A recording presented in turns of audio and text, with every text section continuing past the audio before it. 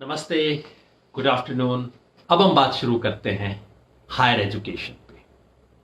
हर दिन हम कोई एक विषय ले रहे हैं। पिछली बार हमने शिक्षा पे बातचीत की शुरुआत की थी और उसे स्कूली शिक्षा पे फोकस किया था। जो स्कूल एजुकेशन है उसमें क्या दिक्कत है, उसकी क्या दशा है, क्या दिशा हो सकती है। शिक्षा में मेरी विशेष इंटरेस्ट है, मैंने पिछली बार भी आपको कहा था। और विशेष इंटरेस्ट का कारण मैंने बताया था कि परदादा दादा पिता माँ पति पत्नी सब कुछ हम तो शिक्षा में इन्वॉल्व रहे हैं, वो कारण है। दूसरा, मेरा खुद का बहुत इन्वॉल्वमेंट रहा है हायर एजुकेशन में। इसलिए भी मुझे बहुत इंटरेस्ट रहा है कि मैंने खुद एक पूरी जर्नी की है हायर एजुकेशन में। मेरी अपनी हायर एजुकेशन की शुरुआत हुई, बीए मैंने की थी एक छोटे से शहर से, श्री गंगानगर राजस्थान में है खालसा कॉलेज। वहां से मैंने बीए की। बहुत साधारण कॉलेज है, खराब नहीं था, पढ़ाई होती थी, लेकिन एक छोटे शहर का साधारण कॉलेज, वहां से शुरुआत की। बाद में मुझे जेएनयू में पढ़ने का मौका मिला। विदेश पढ़ा नहीं, लेकिन विदेश की बहुत संस्थाओं में बाद में जाके पढ़ाने, बोलने, लेक्चर देने का मौका मिला। ऑक्सफोर्ड, हार्वर्ड, कैम्ब्रिज, कोलंबिया, इन सबको भी देखने का मौका मिला। तो दुनिया में जो हायर एजुकेशन की पूरी रेंज है, अपनी आंख से मैंने देखी है। और इसलिए बहुत इच्छा होती है इस सवाल पे सोचने की, बोलने की। और इसलिए कुछ बात आपके सामने मैं रखना चाह रहा था कि क्या स्थिति है और क्या किया जा सकता है। कई कॉन्क्रीट सजेशन मैं आपके सामने रखना चाहता हूं ताकि हम सब लोग मिलके सोच सकें हायर एजुकेशन के सवाल पे। हायर एजुकेशन की दशा इस वक्त देश में क्या है, आपको ध्यान है पिछली बार जब हमने एजुकेशन की बात की थी तो मैंने ये चार उसके पर्पस बताए थे। हायर एजुकेशन के चार purpose: to know, to do, to live, to be. Hindi में भी उसको ट्रांसलेट किया था। ये ज्ञान योग, उद्योग और सहयोग और योग, ये चार हमने कहे थे तरीके। अब हायर एजुकेशन का मूल्यांकन करना है तो इस चारों आधार पे देख लीजिए। टू नो, क्या जो लोग हमारे यहां हायर एजुकेशन कर रहे हैं वो कुछ जानते हैं?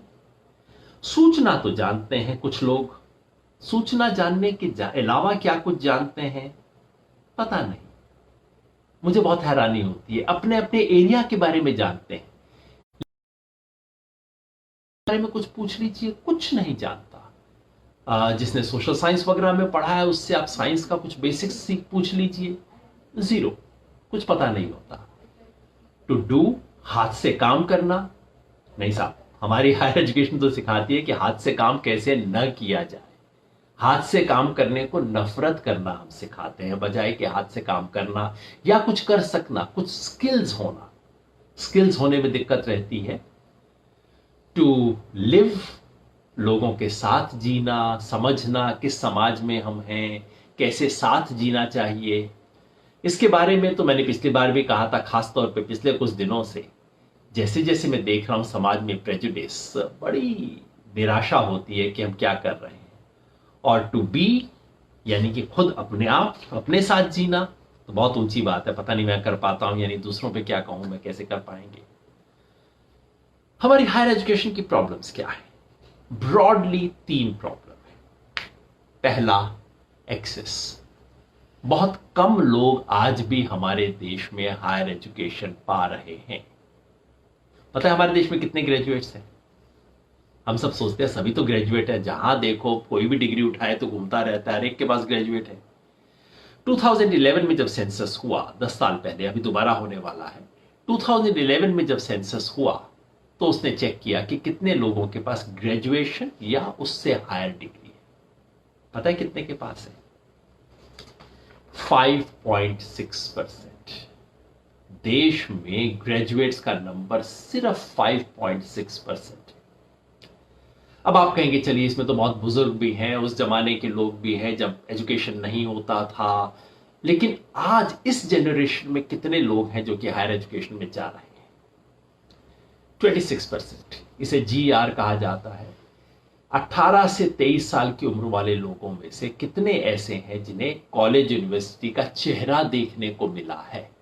इसमें वो शामिल हैं जो पत्राचार से कर रहे हैं, वो शामिल हैं कि जो कॉलेज में गए उसके बाद 2 महीना रह के छोड़ आए, वो शामिल है जो कि डिग्री नहीं ले पाए, वो शामिल है जो डिप्लोमा कर रहे हैं, सबको जोड़ दीजिए तो आज भी 3/4 of India is outside higher education.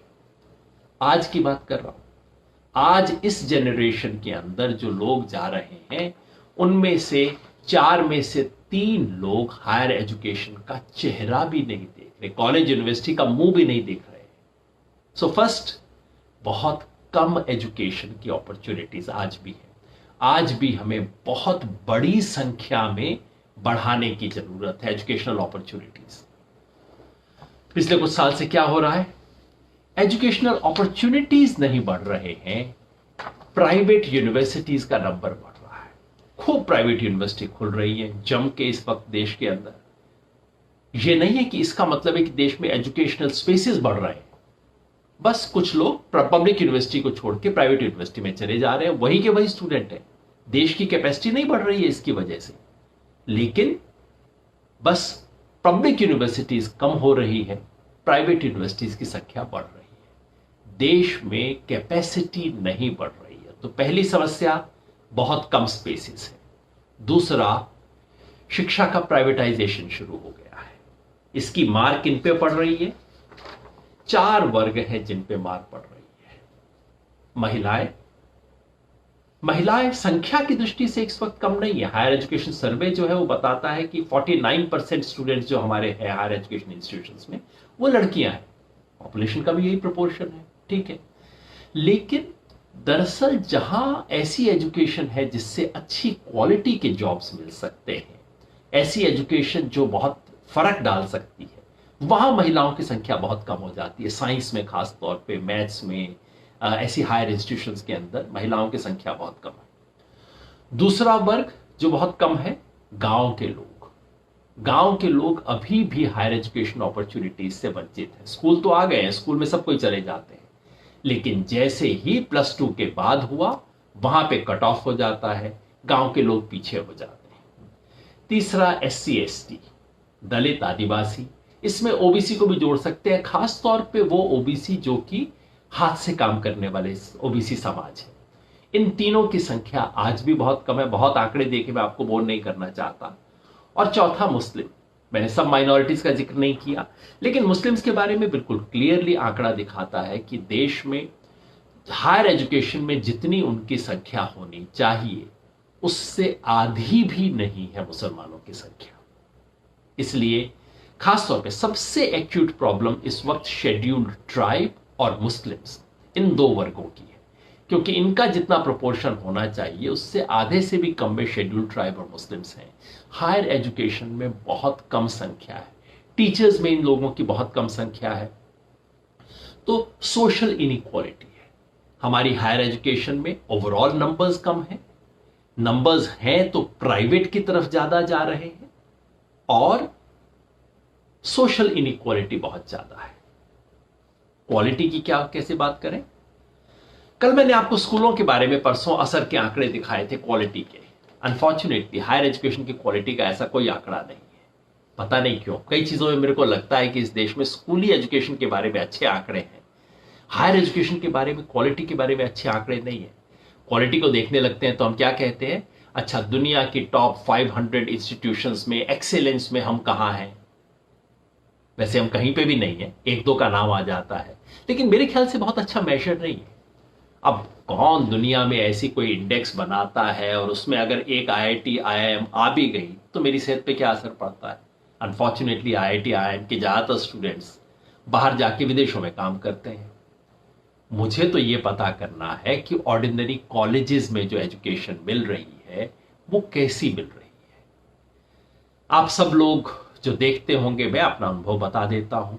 जब मिलता हूं, अपने कॉलेज के दिनों को भी देखता हूं, आज भी देखता हूं, जो लोग ऑर्डिनरी ग्रेजुएशन करके आते हैं वो एक पन्ना किसी भी लैंग्वेज में नहीं लिख सकते।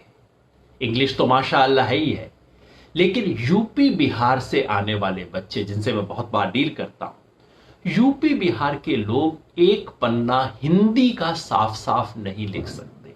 हिंदी की वर्तनी, हिंदी की स्पेलिंग्स ठीक नहीं लिख सकते। एक एप्लीकेशन लिखने को कहो तो हाथ कांपने लग जाते हैं, कुछ लिख नहीं सकते हैं। समाज के बारे में समझ, जैसे मैंने कहा डॉक्टर इंजीनियर से टेक्निकल बात कर लीजिए, काफी कुछ पता होता है, लगता है कि हाँ भाई काफी कुछ सीखा है। लेकिन एक डॉक्टर से इंजीनियर से किसी जनरल बात शुरू कर दीजिए समाज के बारे में, मुझे लगता है कि क्या हुआ है भैया, कुछ पढ़ा है कि नहीं। दो तीन बातों पे मुझे हमेशा लगता है, किसी भी आदमी से आप औरतों के बारे में बात कर लीजिए, एकदम ऐसी बातें शुरू कर देगा जो कि 50 साल पहले उसके दादाजी कहा करते थे, उसके नाना बोला करते थे, बिल्कुल वो भाषा बोलना शुरू कर देते हैं।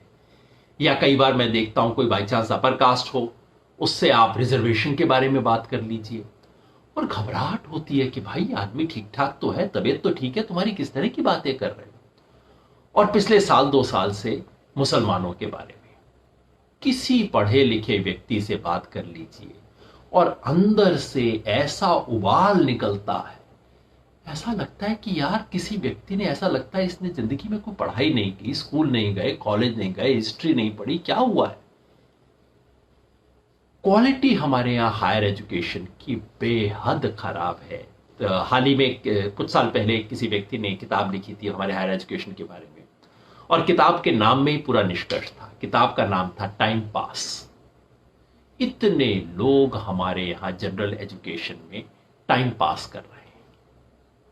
खैर, तो मैं इसकी दशा के वर्णन में बहुत लंबा नहीं जाऊंगा, मैं खुद टीचर रहा हूं, बहुत लंबी बात निकल आएगी दशा के बारे में क्या क्या ना बताएं।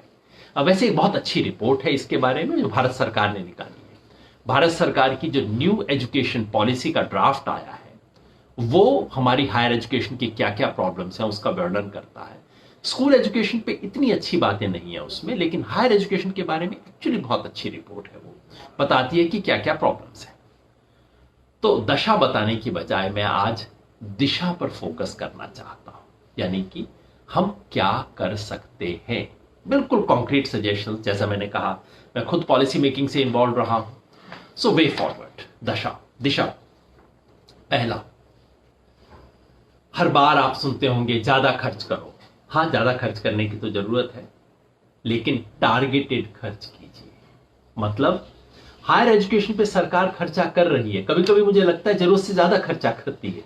आईआईटी, आईआईएम और ऐसी संस्थाओं को, जो सेंट्रल इंस्टीट्यूशंस हैं, जिन्हें नेशनल प्रेस्टीज की संस्थाएं बताया जाता है, उनमें कई बार इतना पैसा डालती है सरकार कि इन्हें समझ नहीं आता कि हम करें क्या इस चीज का, इतने पैसे से हम क्या करें भैया, और ग्रांट में मत दो। ऐसा मैंने सुनता, प्रोफेसर्स को बोलते हुए सुना है, इतनी ज्यादा ग्रांट नहीं चाहिए हमें। कहां फोकस करने की जरूरत है? पैसा दीजिए, हायर एजुकेशन में पैसा डालने की जरूरत है, लेकिन पब्लिक सेक्टर की, यानी कि सरकारी कॉलेज यूनिवर्सिटीज, लेकिन स्टेट यूनिवर्सिटी, सेंट्रल नहीं। हमारी दिक्कत यह है कि सारे राष्ट्रीय रिसोर्सेज सेंट्रल इंस्टीट्यूशंस में जा रहे हैं, और ये जो सेंट्रल यूनिवर्सिटीज हैं, central universities, national institutions, IIT, IIM, मिला के इन सब में हमारे देश के 5% स्टूडेंट्स भी नहीं है। 95% और 5% होंगे प्राइवेट में, 90% हमारे स्टेट यूनिवर्सिटीज में पढ़ते हैं। मेरठ यूनिवर्सिटी हुई, कुरुक्षेत्र यूनिवर्सिटी हुई, रोहतक है, बीकानेर है, जोधपुर है, जयपुर है, ये सब हमारी सेंट्रल यूनिवर्सिटी, हमारी स्टेट यूनिवर्सिटीज है। यहां पैसे की घोर कमी है। यूनिवर्सिटी के पास अपनी बिल्डिंग के लिए पैसा नहीं, टीचर्स अपॉइंट करने के लिए पैसा नहीं, डेस्क ठीक करवाने को पैसा नहीं होता। यूनिवर्सिटी पैसा कमाने की कोशिश कर रही है तरह तरह के उटपटांग कोर्सेज चला के। तो नंबर 1, पैसा दीजिए। 1% जीडीपी का, जिसका मतलब होगा अंदाजन 1.5-2 लाख करोड़ रुपया, सिर्फ पब्लिक सेक्टर यूनिवर्सिटीज में देना चाहिए। लेकिन सब तरह की चीजों के लिए नहीं, बिल्डिंग के लिए पैसा और मत दीजिए उन्हें, पैसा दीजिए टीचर रिक्रूटमेंट के लिए। इतनी यूनिवर्सिटीज, बिल्कुल जैसे पड़ोस का प्राइवेट स्कूल होता है ना, किसी को कॉन्ट्रैक्ट पे रख लिया, किसी को गेस्ट को बुला लिया, बिल्कुल ऐसे यूनिवर्सिटीज चल रही हैं देश की ज्यादातर। तो टीचर रिक्रूटमेंट के लिए पैसा दीजिए। यहां पे मैंने 4 सुझाव दिए हैं। दूसरा, स्टूडेंट फाइनेंशियल एड पर मैं उसके अंदर आऊंगा। तीसरा, हॉस्टल फॉर विमेन स्टूडेंट्स, लड़कियों को हॉस्टल देना बेहद जरूरी है। इतनी लड़कियों की एजुकेशन सिर्फ इसलिए बंद हो जाती है कि मम्मी पापा कहते हैं कि अब बेटा ये कॉलेज में कैसे भेजें, वहां तो हॉस्टल नहीं है लड़की के लिए, इतना दूर कैसे भेजेंगे। गर्ल्स हॉस्टल में इन्वेस्ट करने की जरूरत है, और लाइब्रेरी और आईटी फैसिलिटीज। अब इंटरनेट तो सब तरफ आ गया है, क्या हम अपने हर जगह पे बच्चों को बेस्ट लाइब्रेरी को एक्सेस नहीं दे सकते, इंटरनेट एक्सेस नहीं दे सकते क्या? वो कैसे किया जाए, ये हमारा फोकस होना चाहिए। तो पैसा दें, लेकिन पैसे को इन चीजों में लगाएं, स्टेट लेवल पब्लिक यूनिवर्सिटीज में लगाएं, इधर उधर पैसा न फंके। दूसरा जो मैंने अभी बोला, स्टूडेंट एड। स्टूडेंट एड मतलब हमारे यहां स्कूल एजुकेशन में फिर भी लोगों का काम चल जाता है, क्योंकि सरकारी स्कूल है, ले दे के वहां तो मुफ्त में पढ़ाई कर सकते हैं। यूनिवर्सिटी कॉलेज में आके गरीब बच्चों पे जो मार पड़ती है वो सबसे बड़ी मार है। मैंने इस पे एक लेख भी लिखा था, सुनीता करके एक लड़की का नाम लेते हुए कहा कि वो लड़की जेएनयू में पढ़ना चाहती है तो वो कैसे पढ़ेगी, उसके घर में कितनी इनकम है, उसको कितना खर्चा होगा, पूरा बताते हुए मैंने लेख लिखा था। हकीकत ये है कि हिंदुस्तान का एवरेज घर हायर एजुकेशन को अफोर्ड नहीं कर सकता। क्या होना चाहिए? मैसिव फेलोशिप स्कॉलरशिप मिलने चाहिए, बहुत बड़े पैमाने पर मिलनी चाहिए। और पता है कितनी मिलती हैं? हमारे देश में हर साल कोई 90 लाख, कोई अंदाजन 1 करोड़ लोग हायर एजुकेशन में आते हैं। और स्कॉलरशिप कितनों को मिलती है? सारी स्कॉलरशिप्स आप जोड़ लीजिए, कोई 1.25 लाख बच्चों को, 1.25% लोगों को स्कॉलरशिप मिलती है, और वो भी फुल नहीं होती है। क्या होना चाहिए? कम से कम 10% टॉप बच्चे जो जनरल कैटेगरी के हैं, और जो डिसएडवांटेज कम्युनिटी मैंने बताया जहां हालत बहुत खराब है, उनमें 25% को फुल स्कॉलरशिप मिलना चाहिए, यानी कि उनकी पढ़ाई का टोटल खर्चा सरकार उठाए। इसमें खर्चा होगा, लेकिन ये सबसे अच्छा इस्तेमाल है सरकार के पैसे का। स्कॉलरशिप फेलोशिप के अलावा अर्न एंड लर्न स्कीम दुनिया भर में होती है। स्टूडेंट्स को यूनिवर्सिटी में, कॉलेज में नौकरी दी जाती है, लाइब्रेरी में काम करो, कैंटीन में काम करो, एडमिनिस्ट्रेशन में काम करो, आईटी सेक्टर में काम करो, कंप्यूटर के साथ काम करो और कुछ कमा लो। कम से कम इतना कमा सकते हो कि तुम्हारा मेस का खर्चा निकल जाए उससे। क्यों नहीं करते हम? पता नहीं क्यों। ये हमारी वो हाथ से काम करेंगे नहीं, साहब लोग होंगे, सब पढ़ने वाले हैं। तो तीसरा, ये जो उसके साथ जुड़ा हुआ है स्टूडेंट लोन सब्सिडी। ये जो लोन स्टूडेंट्स को मिलता है वो बिल्कुल उस रेट पे मिलता है जिस रेट पे मोटरसाइकिल और घर बनाने के लिए लोन मिलता है। क्यों भाई? जिस तरह से किसान को सब्सिडी पे लोन मिलता है और टाइम पे रिटर्न कर दो तो और भी इंटरेस्ट कम हो जाता है, वैसा क्यों नहीं मिलना चाहिए? और स्टूडेंट बेचारा गारंटी कहां से लाएगा? सरकार को गारंटी देनी चाहिए स्टूडेंट लोन के लिए, और उसके बाद उसको उसकी सैलरी से बाद में रिकवर कर लीजिए। इस तरह के तमाम काम किए जा सकते हैं। और भी सुझाव है, और एक असली बात यह है इसमें कि फीस को कम रखना पड़ेगा। जेएनयू के बारे में खूब बहस हुई हमारे अखबारों के अंदर, फीस में क्या हो गया जी, थोड़ी सी फीस बढ़ा दी, इससे क्या फर्क पड़ जाता है।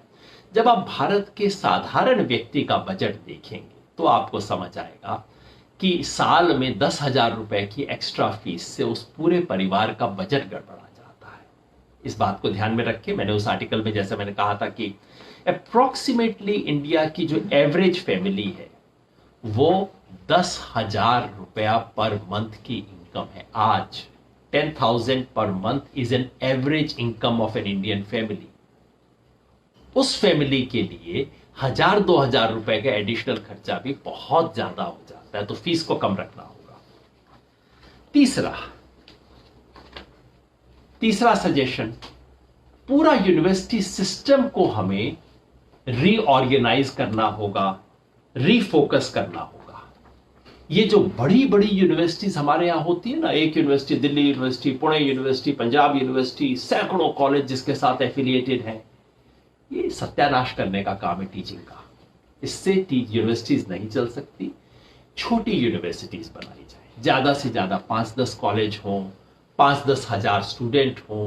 इससे बड़ी यूनिवर्सिटीज नहीं होनी चाहिए। दुनिया भर का अनुभव बताता है छोटी यूनिवर्सिटी हो, मल्टी डिसिप्लिनरी यूनिवर्सिटी हो। ये जो आजकल फैशन चला है कि सिर्फ डेंटल कॉलेज, मेडिकल कॉलेज और एक मैनेजमेंट जिसमें पैसा है केवल उसकी यूनिवर्सिटीज बनानी बंद हो, मल्टी डिसिप्लिनरी यूनिवर्सिटीज हो, ताकि एक दूसरे से सीख सकें। दुनिया भर का एक्सपीरियंस से बताता है क्वालिटी एजुकेशन वहां होती है जहां मल्टी डिसिप्लिनरी एजुकेशन हो, एकेडमिक ऑटोनॉमी हो। हर यूनिवर्सिटीज को ये तय करने का, कॉलेज को ऑटोनॉमस कॉलेज बनाना बहुत अच्छी बात है। ऑटोनॉमी मतलब एकेडमिक ऑटोनॉमी हो, ये तय करने की कि किसे हम कैसा एग्जामिनेशन लेना चाहते हैं।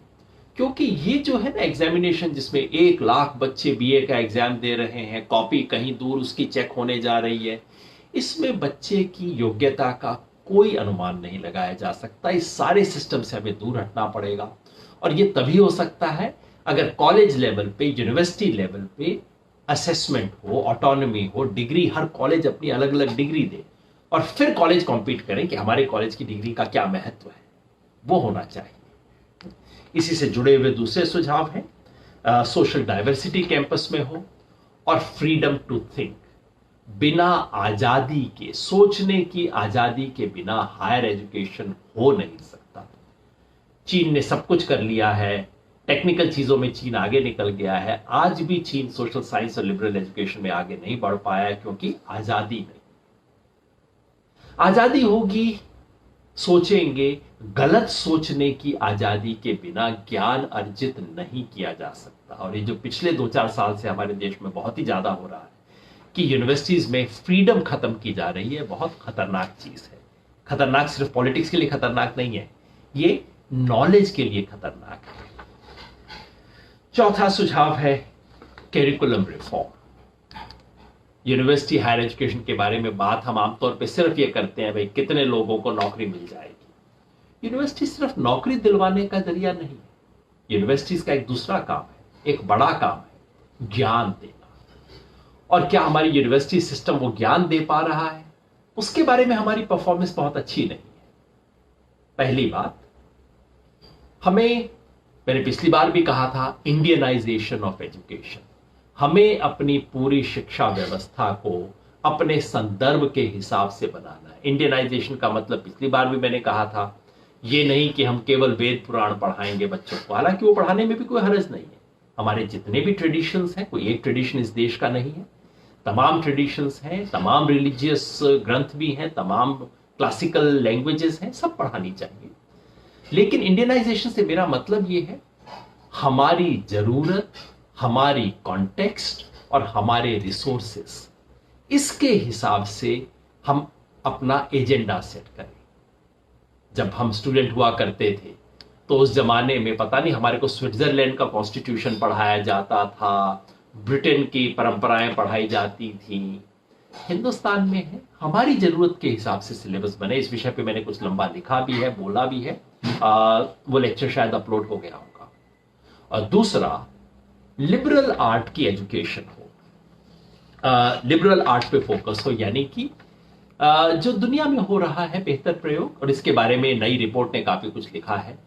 इंजीनियरिंग कॉलेज के स्टूडेंट्स को भी हिस्ट्री पढ़ने को मिले, इकोनॉमिक्स पढ़ने को मिले, आर्ट्स पढ़ने को मिले, और जो आर्ट्स पढ़ते हैं उनको भी मैथ्स और साइंस का कुछ बेसिक ज्ञान हो। तो ये जो बीए में सीधा हम किसी को एक एक्सपर्टीज में डाल देते हैं, ये कोई समझदारी की बात नहीं है। हमें यूनिवर्सिटी में फाउंडेशन बनाना चाहिए ताकि उसे हम सिखा सकें कि सीखा कैसे जाता है। ज्ञान देने की बजाय ज्ञान अर्जित करना सिखाएं, यूनिवर्सिटी का ये काम होना चाहिए। ये लिबरल आर्ट्स एजुकेशन में होता है। शिक्षा करके सीखें, केवल कागजी शिक्षा नहीं, केवल लाइब्रेरी की शिक्षा नहीं। लोग बाहर जाएं, काम करें, समाज से जुड़े, समस्याओं को देखें, वापस आएं, बताएं, ये सब होना चाहिए ना। मुझे एजुकेशन के बारे में लगता है कि स्कूल एजुकेशन में तो कम से कम हम कहते हैं कि टीचर को जानना जरूरी है कि टीचिंग कैसे की जाए, इसलिए पहले बीएड करो, उसके बाद टीचिंग शुरू करो। लेकिन पता नहीं क्यों कॉलेज यूनिवर्सिटी के अंदर हम कभी इसकी जरूरत महसूस नहीं करते कि कॉलेज यूनिवर्सिटी में पढ़ाने वाले को भी सीखना चाहिए कि पढ़ाना कैसे चाहिए। खाली जाके खड़े होकर भाषण दे दिया, ये तो कोई पढ़ाने का तरीका नहीं हुआ। जैसे मैं कर रहा हूं, ये तो मजबूरी में कर रहा हूं, लेकिन इससे बेहतर तरीके हैं जो सिखाने की जरूरत है। और एग्जामिनेशन की पद्धति को बदलना होगा। ये जो हमने सीखा था अपने बचपन में कि साहब साल भर पढ़ाई करेंगे और उसके बाद 3 घंटे का एग्जाम होगा और उसमें दबा दब बस लिखे जाओ और कुछ नंबर आ जाएंगे, ये मजाक है हमारी शिक्षा व्यवस्था के साथ। ये मजाक जितना जल्दी बंद हो उतना ही हमारी शिक्षा के लिए श्रेयस्कर है, क्योंकि वो एग्जामिनेशन का कोई महत्व नहीं बचता। फिर उसके बाद दोबारा फिर एग्जाम दिए जाते हैं, सब कुछ होता है। तो एग्जामिनेशन सिस्टम बदलना होगा। 3 घंटे के एग्जाम पे जो फोकस है ये हटा के जितना ज्यादा इंटरनल असेसमेंट, लेख लिखवाना, लिखने के लिए सिखाना, ये सब करें। मगर ये तभी हो सकता है जब छोटी यूनिवर्सिटी हो, छोटा कैंपस हो, छोटी क्लास हो।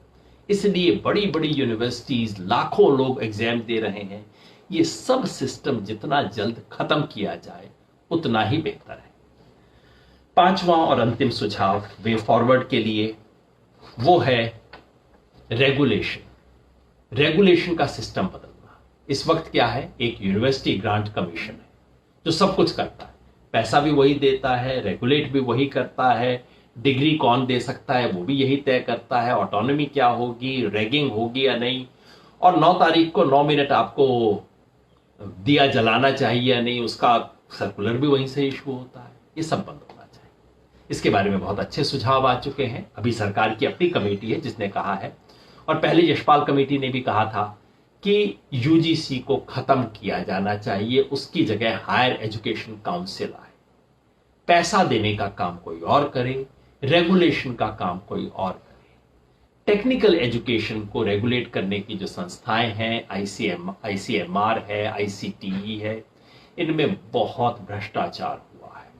इन सब की टोटल ओवरहॉलिंग होनी चाहिए और प्राइवेट इंस्टीट्यूशंस का रेगुलेशन होना चाहिए, क्योंकि जैसा मैं बार बार कह रहा हूं, पिछले कुछ समय से हायर एजुकेशन एकदम पैसे का धंधा बन गया है, मुनाफे का धंधा बन गया है, और इनका कोई रेगुलेशन नहीं है, क्योंकि रेगुलेशन करने वाले खुद मेंबर पार्लियामेंट बन के बैठे होते हैं।